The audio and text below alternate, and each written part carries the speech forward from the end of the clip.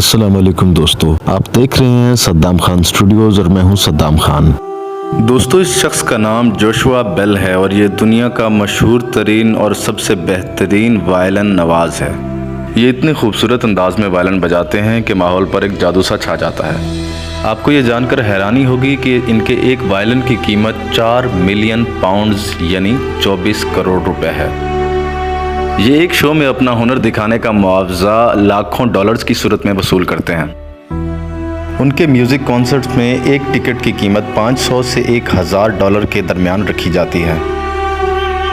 उनकी इसी मकबूलियत को देखते हुए 2007 में वाशिंगटन पोस्ट ने उन्हें एक दिलचस्प तजर्बे में इनवाइट किया। इस मकसद के लिए एक सबवे ट्रेन स्टेशन का इंतखाब किया गया, जहां इस मशहूर तरीन मौसीकार जोशुआ बेल को एक आम आदमी के हुलिये में सादा लिबास पहनाकर खड़ा कर दिया गया और जोशुआ बेल ने वहां अपनी बेहतरीन धुनों का जादू जगाना शुरू कर दिया। उन्होंने वहां पे ऐसी ज़बरदस्त धुनें बजाईं जो कि वो अपने बड़े से बड़े कॉन्सर्ट्स में भी नहीं बजाया करते थे।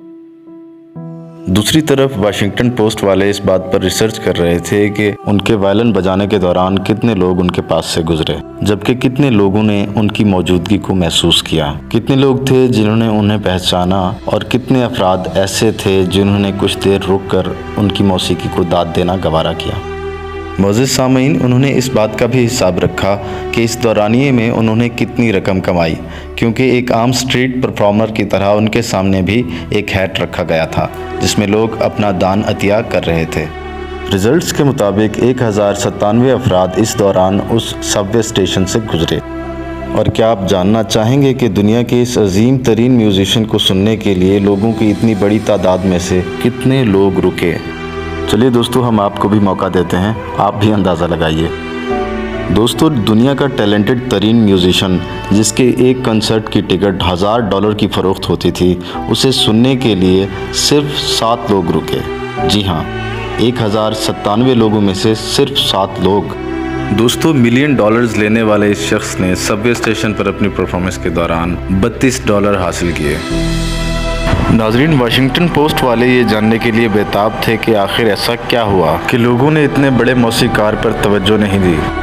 इसीलिए उन्होंने इस वाक़ये के मुख्तलिफ पहलुओं का जायज़ा लेना शुरू कर दिया। अब चूंकि ये शाम का वक्त था, इसीलिए सभी लोग घर जाने की जल्दी में थे। दोस्तों, हक़ाइक़ इकट्ठा करने के बाद वाशिंगटन पोस्ट की टीम ने ये नतीजा निकाला, When you are in a rush, you cannot have a spiritual experience।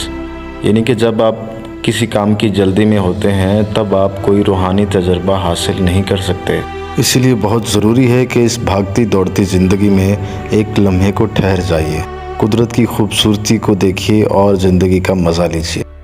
इस तजर्बे से साबित होता है कि हमें पैसा कमाने की धुन में ज़िंदगी की असल खूबसूरतियों को भूल नहीं जाना चाहिए। अगर आप मेरे चैनल पर नए हैं तो आपसे गुजारिश है कि मेरे चैनल को सब्सक्राइब कीजिए और वीडियोस को लाइक कीजिए। अपनी राय का इजहार कमेंट बॉक्स में करना मत भूलिएगा। दोस्तों, अब तक के लिए इतना ही। इंशाल्लाह जल्द मिलेंगे किसी नई वीडियो के साथ। खुदा हाफिज़।